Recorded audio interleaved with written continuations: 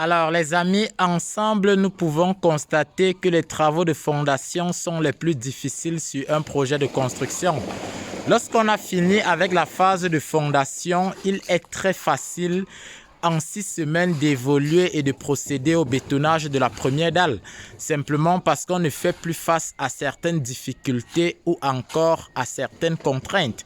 Comme vous le savez, sur ce site, nous sommes en train de finaliser avec le bétonnage des poteaux. Nous sommes donc en train de procéder au coulage de l'avant-dernière vague.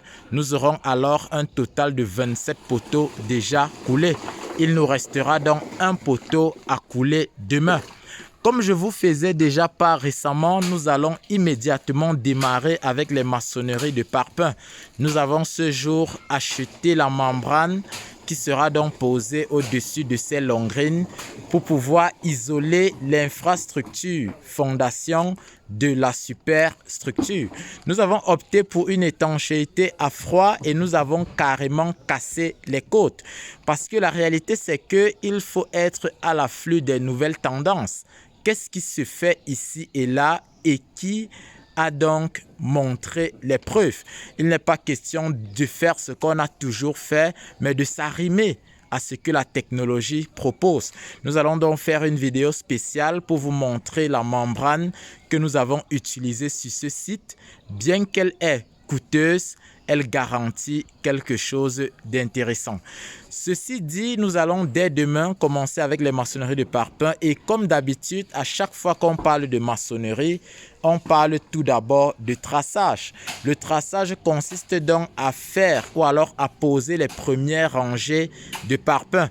On les pose simplement parce qu'on veut éviter qu'un technicien véreux vienne transformer une porte de 90 cm en une porte de 85 cm.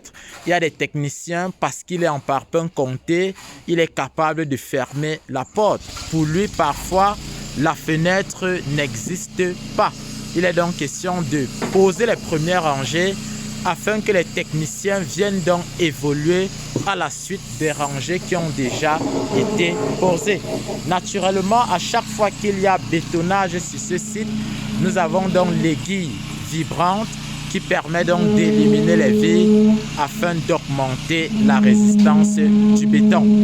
En plus, nous allons aborder d'autres thématiques parce que d'ici là, nous allons procéder à la disposition du trait de niveau. Il sera donc question de mettre le trait de niveau avec notre laser sur tous les poteaux et le moment venu, on va juste se servir d'un cordex pour pouvoir frapper notre ligne. Je crois que nous allons prendre le trait de niveau à 1,20 m, même s'il est possible de le prendre à 1 m, de le prendre à 1,05 m, de définir la hauteur qui sied à chacun. Sauf que par rapport à cette hauteur, il est donc question de caler une hauteur pour la suite. Je m'explique. Nous avons une hauteur au-dessus de la dalle de 3,20 m. C'est-à-dire que la hauteur sous dalle, c'est 3 mètres. Cette hauteur entre le dessus des fondations et le dessous de la dalle. Ça veut dire que comme les poutres font 40, on aura une hauteur de 2,80 m pour lancer les fonds des poutres. Ou alors, les maçonneries doivent finir à 2,80 m, sachant que la poutre va consommer 40 cm. Et on sera donc à 3,20 m.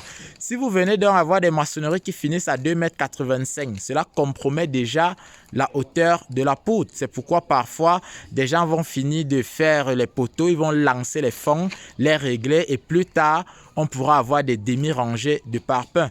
En frappant le trait de niveau maintenant, on va pouvoir gérer l'évolution des maçonneries. Mais ça ne dérange pas qu'on ait une rangée taillée ou pas, même si pour le coffrage, ça peut un peu être problématique, mais nous avons tous les arguments pour pouvoir gérer la situation. D'ici là, on va donc parler de trait de niveau. On va utiliser notre outil laser et là encore, on ne manquera pas de faire des vidéos exclusives pour, comme vous le savez, continuer à partager avec vous les détails autour de la réalisation des projets de construction dans notre environnement africain en général, mais surtout dans notre contexte camerounais. Merci.